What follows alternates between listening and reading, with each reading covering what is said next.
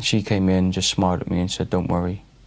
And she tied the wire around my wrists, made me lie on the floor, tied around the bottom of the toilet. I was pregnant off of my father. And I was so ill, I had to have some of my insides removed.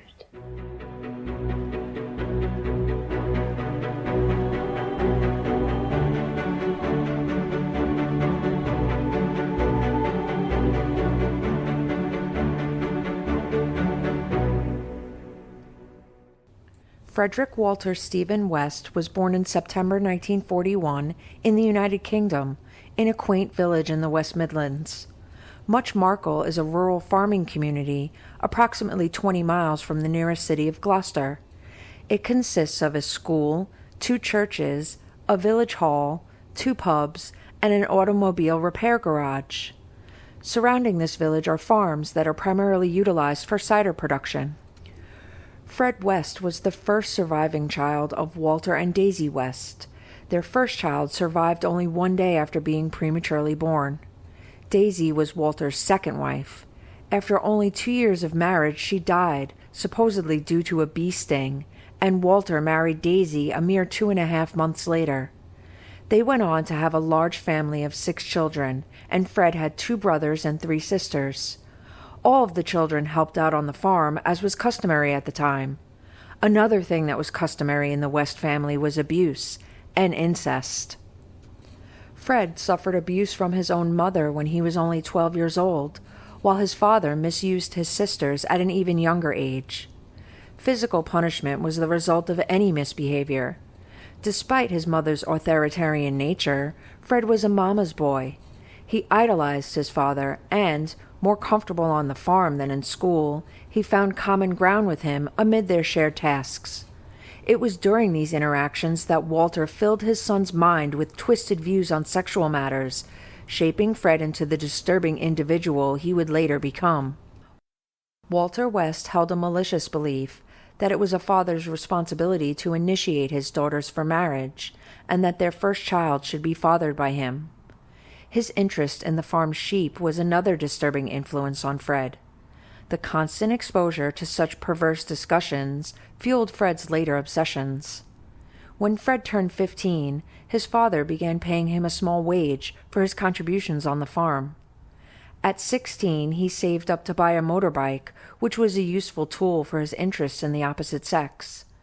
He took to buying and sometimes stealing jewelry to provide as engagement rings to numerous girls, an empty promise only to get them into bed. Fred maintained multiple affairs simultaneously, caring little about the relationship status of these girls. Following a severe motorbike accident that resulted in a head injury, Fred's personality took a dark and moody turn. Once he recovered, he didn't return to farm work, but instead found employment at a shipyard in Gloucester, relishing the thrill of naval life, including the stereotypical girl in every port. He'd come back home during the off-seasons. During one such leave, his 13-year-old sister found herself pregnant. Initially, she accused Fred of being the father, but when questioned by authorities, she chose to remain silent. Neither confirming nor denying this, she effectively saved Fred from the charge of incest. Fred just continued exploiting girls, ones who were usually much younger than himself. He led a nomadic life, alternating between the city of Gloucester and rural Much Marcle. Along the way, he met Catherine, who everyone called Rena. She had a troubled past involving theft, prostitution, and legal issues. Fred was unfazed by her lifestyle and even enjoyed sharing her with other men. When she became pregnant by one of her customers, he claimed the child as his own and proposed to her. His mother strongly disapproved of Rena, but Fred ignored her objections. They got married and moved to Scotland. When the baby came, it looked nothing like Fred because the father was Pakistani. So they told Fred's parents that Rena had lost the baby and that they had adopted a girl they called Charmaine. Despite claiming paternity, Fred showed no interest in the baby and even slept with Rena's sister while Rena was in the hospital giving birth. Their relationship was unstable and abusive, with Fred often forcing sex and hitting her. Yet they remained together, accepting each other's flaws and troubles without judgment. Soon, Rena became pregnant again, but not wanting to have the child, she tried to terminate it herself.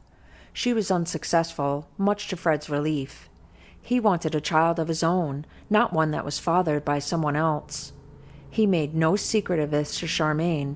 He consistently exhibited violent tendencies towards her and favored his biological daughter, Anna Marie. Fred was working as an ice cream man, and during his absence, Rena began an affair with a married man named John. One fateful day, Fred accidentally ran over a 3-year-old child with his ice cream van.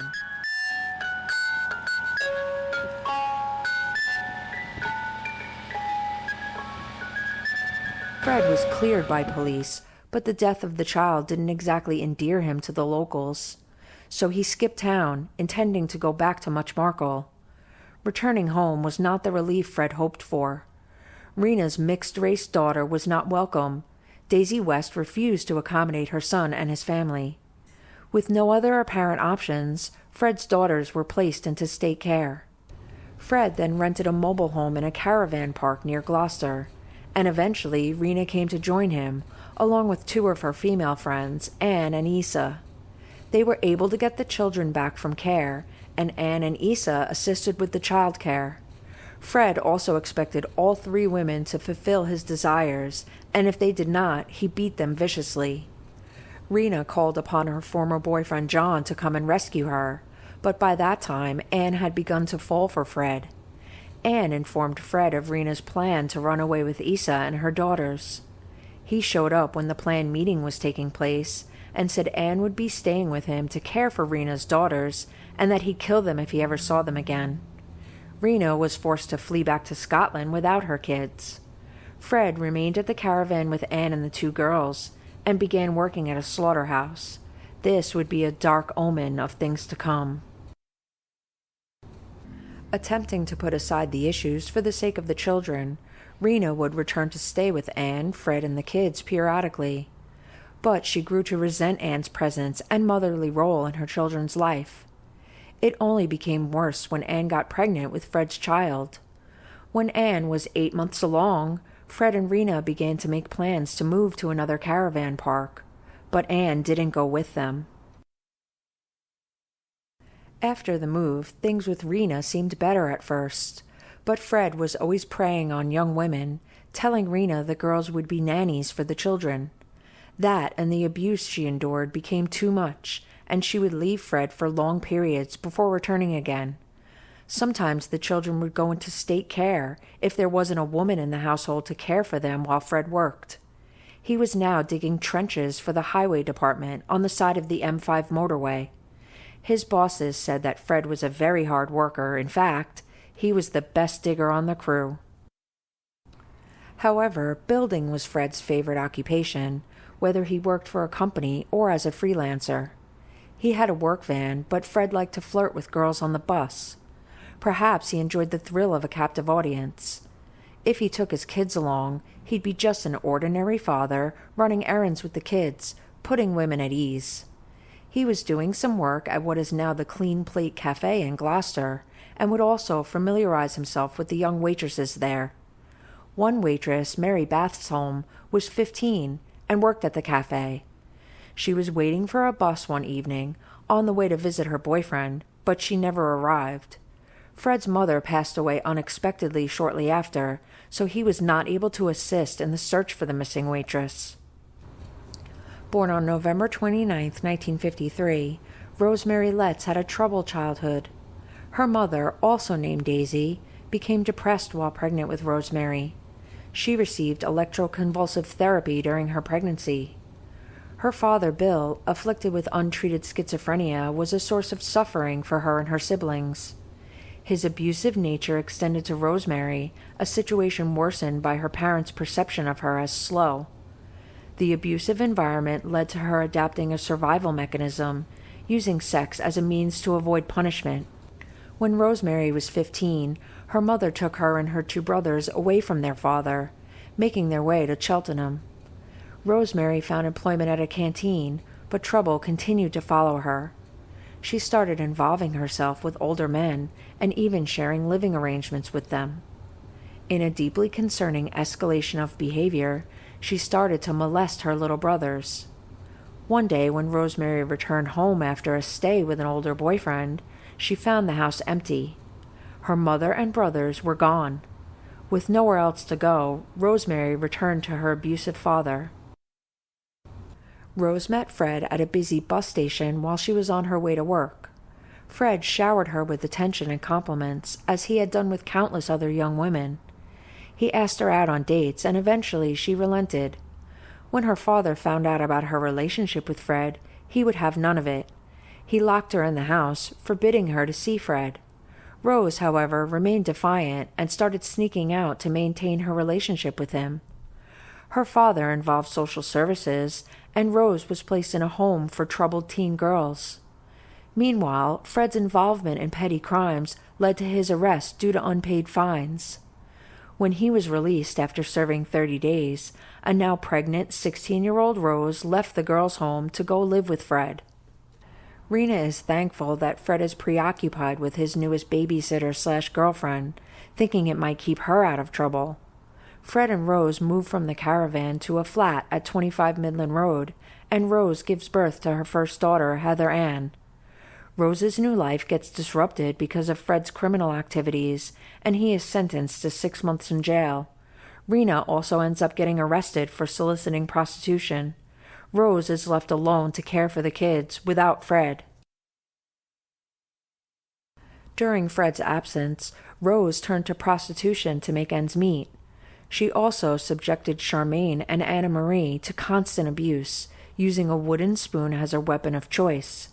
She had a particular dislike for Charmaine, who would defiantly say things like, "You're not my real mommy," and refuse to cry during the beatings. Rose would force the children to stand naked while she verbally abused and physically assaulted them with the spoon. Allegedly, she even bound and gagged Charmaine while she used the spoon to beat her. In letters between Fred and Rose while he was in prison, there were discussions about Charmaine leaving the home with Rena. She wasn't his child and never was. He wrote, "Let me know about Char, yes or no. I say yes, but it's up to you, my darling, and then we can have our son. I love you and Anna and Heather forever, my darling." Fred was released in the summer of 1971, and soon the children would return to school. Rose and Fred told the school that Charmaine had moved to London and would not be coming back. They told Anna Marie that Charmaine had gone off with her mother. Charmaine often confided in her half-sister, saying, "Mommy will come and rescue me one day." Anna Marie must have felt confused and abandoned, wondering why she never saw her sister or Mommy again. Fred and Rose were soon expecting again, so they decided to marry. Even while pregnant, Rose continued to entertain clients, and Fred continued going out at night, looking for girls waiting for the bus or looking like they needed a ride. Sometimes Rose would accompany him on his drives. They would tell their neighbor that they drove around at night looking for runaways, and having Rose there would put the girls at ease. Their neighbor took it as a joke, but it was far from it. Fred had begun doing building work for the landlord at 25 Midland Road. The landlord persuaded Fred to purchase a fixer-upper from him. He loaned Fred the money for the deposit and helped him apply for a mortgage. Fred was thrilled to begin renovating his new home at number 25 Cromwell Street. This address would end up being almost as well known as the home of the Prime Minister, number 10 Downing Street. Fred built some special purpose rooms in his new home. Some of the spaces he made into bedsits, single rooms for renters, which he typically leased to people on benefits. This guaranteed him some passive income. Rose had her own room where she would meet her clients, so Fred set up a video camera in there. The home had a large basement. Fred would tell people that it would make a great playroom for the kids, but the basement of 25 Cromwell wouldn't be the playroom you might imagine. Fred and Rose were very relaxed landlords. They didn't care if the tenants smoked pot or had their friends over late at night. Fred and Rose would sometimes join them, taking the opportunity to befriend both the tenants and their guests. Rose enjoyed the company of both men and women, and Fred encouraged her in both cases. Their preferred type were very young girls who were easy to manipulate. Rose would play a motherly figure and get the girls to open up about their pasts. Those who came from broken homes or were abuse survivors were more susceptible to their grooming. Their hook would sometimes be to come and work as their nanny. Rose would end up giving birth to 8 children in total, so there were always kids to care for. Before long, the talk would always turn sexual in nature. Fred would tell these girls that he knew how to terminate a pregnancy in case they ever got in trouble. Sometimes the girls would get uncomfortable and leave, like 16-year-old Carol Rain. She got sick of Fred walking in on her when she was in the bath, so she went back home to her parents. One night she left her house looking to hitch a ride into town. Fred and Rose were out driving that night, and they stopped and convinced her to accept a ride. Rose got into the back seat with Carol, and as they drove, Rose started to tell Carol how much the children missed her. Rose began groping Carol, and when Carol resisted, Fred knocked her out with a punch to the head.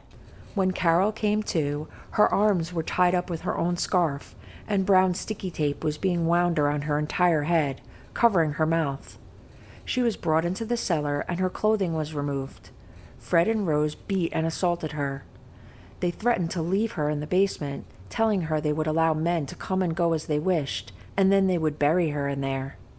Eventually, they released her, but she wasn't free to leave. She would be their nanny. She had no choice but to agree, and she told them she needed her things from home, so they agreed to take her there. Carol planned to escape on this trip, but she took an earlier opportunity to run when Rose had her go and get the laundry washed.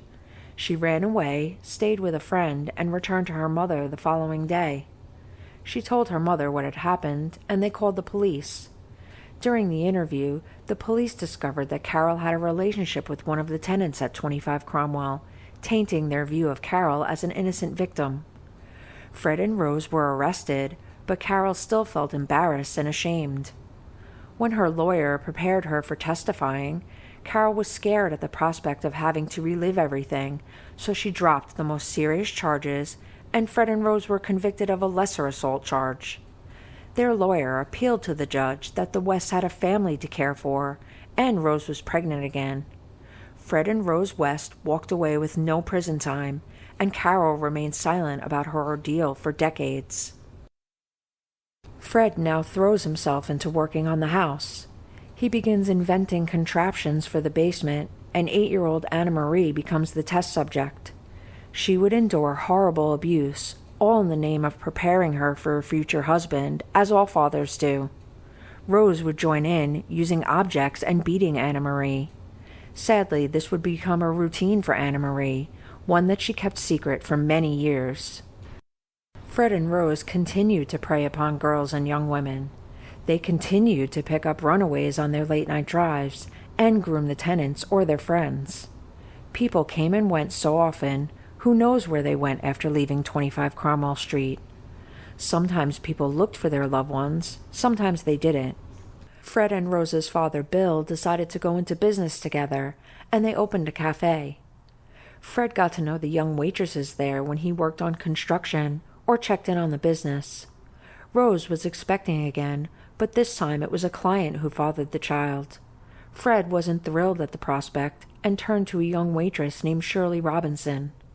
Shirley told him she was gay, and he introduced her to Rose, who quickly took advantage of her. Eventually, Rose got Fred involved in the affair, and soon Shirley was pregnant with Fred's child.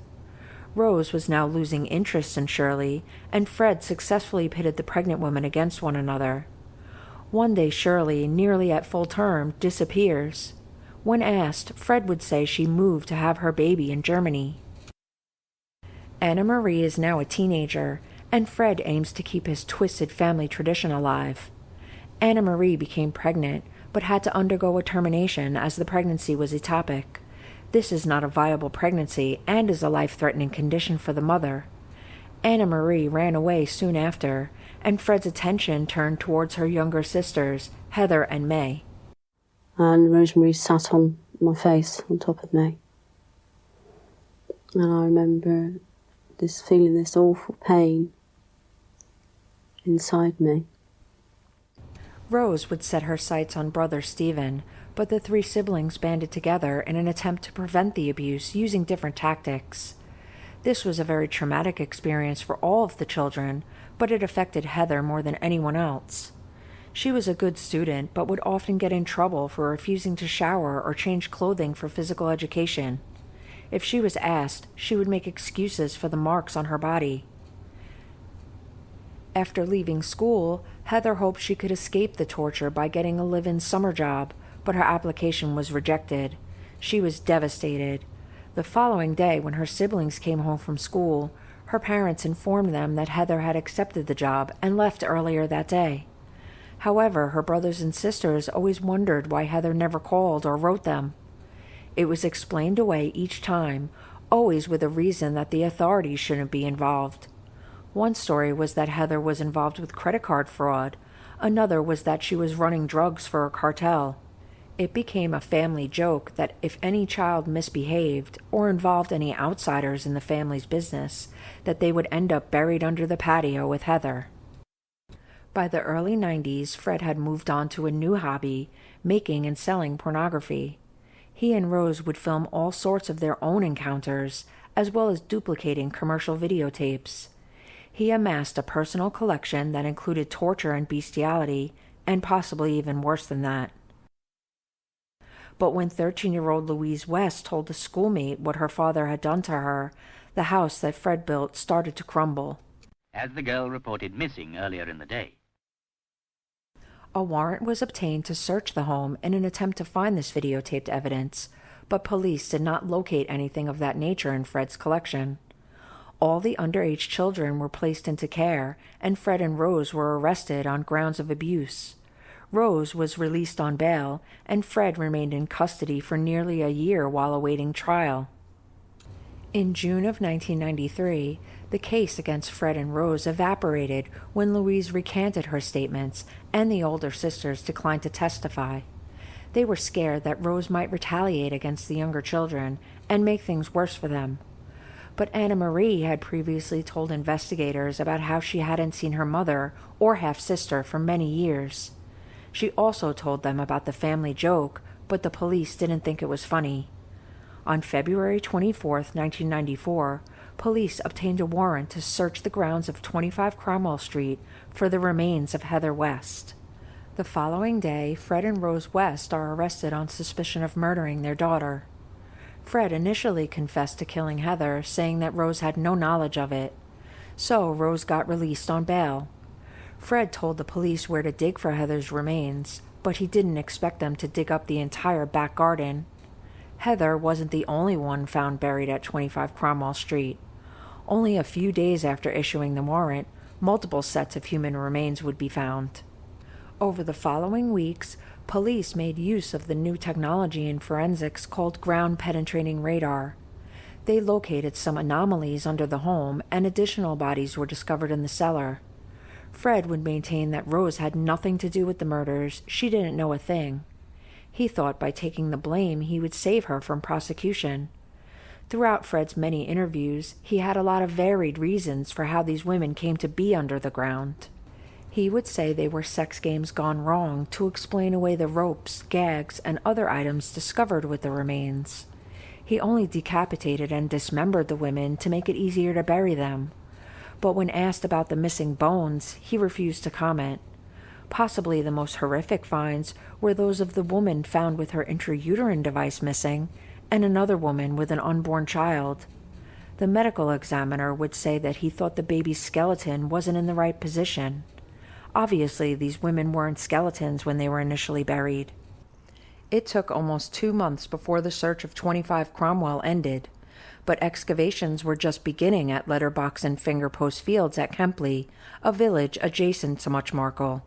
The police would be digging there for almost 2 more months before finding Catherine Rena West in Letterbox Field and Anne McFall and her unborn child in Fingerpost Field.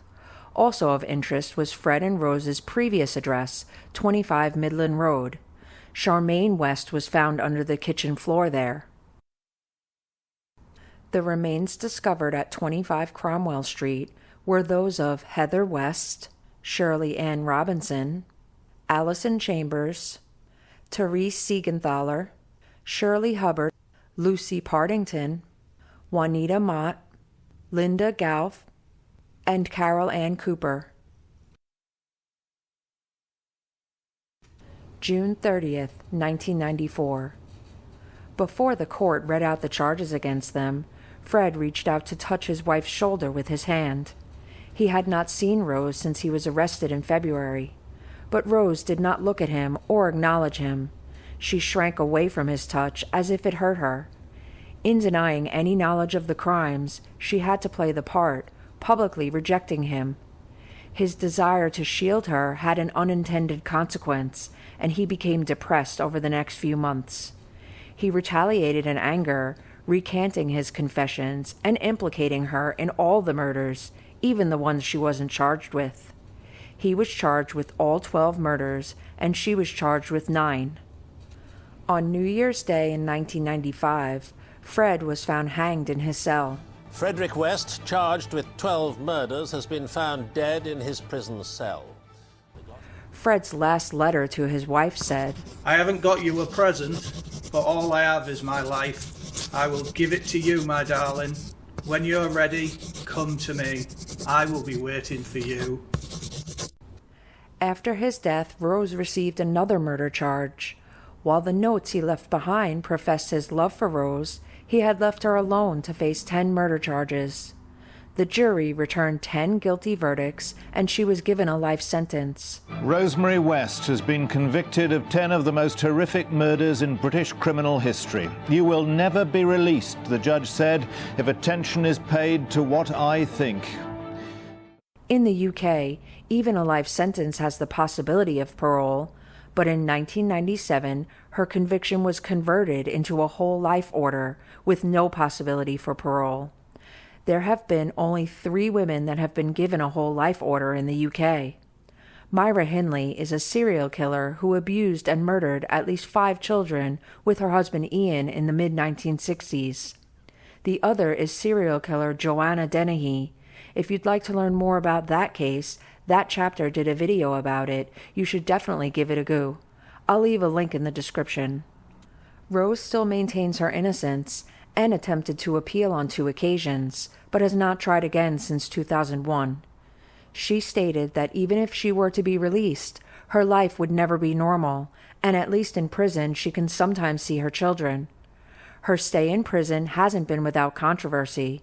She was supposedly in a romantic relationship with Myra Hindley before Myra died in 2002. In 2003, it was announced that Rose was to marry Dave Glover, who was in a band called Slade that was popular in the UK in the 60s and 70s. Their biggest hit was Merry Christmas Everyone, a Christmas #1 on the UK charts in 1973. The band originally wrote and released Come On Feel the Noise in the same year. This song was covered by Quiet Riot in 1983 and was #5 on the US Billboard charts. The wedding was called off right after it was announced due to the negative publicity that Dave was getting. The band kicked Dave out as a result. Serial killer Joanna Dennehy was sent to the same prison as Rose, and when she arrived there, Joanna reportedly threatened to kill her. This forced authorities to move Rose to another prison. There may be more people who fell victim to Fred and Rose West than just the ones that were found. In 2021, a documentary crew was filming at a cafe that was the former workplace of Mary Bastholm. Fred has long been suspected to have been involved in her disappearance. The film crew notified police that they had located what they believed to be evidence of human remains. The police spent 2 weeks excavating, but no remains were located. The case of Mary Bastholm remains unsolved. The house at 25 Cromwell was demolished, and in its place is a pathway leading to the town center. The families of Rose and Fred West have suffered lasting trauma from their actions. Stephen West was convicted of abusing a 14-year-old girl. The Wests had 2 boys named Stephen, and this was their biological son, spelled with a PH, not to be confused with Stephen with a V, Fred's son with a different woman. Barry West died of a drug overdose at age 40. Fred's brother John took his own life while on trial for abusing 2 minors. Stephen Letts, Rose's nephew, was convicted for the kidnap and assault of a 12-year-old girl. He gave her drugs and alcohol before the incident. Anna Marie and May seem to be the most resilient survivors, both writing books about their ordeals. However, they struggle with the notoriety of the West name and fear for their kids being associated with such negative events. The younger siblings that were placed into care were all given new identities. This case is so extensive, there are a lot of books and documentaries about it if you're interested. There is way more information than I could hope to cover in only one video. They were some of the most notorious serial killers in the UK,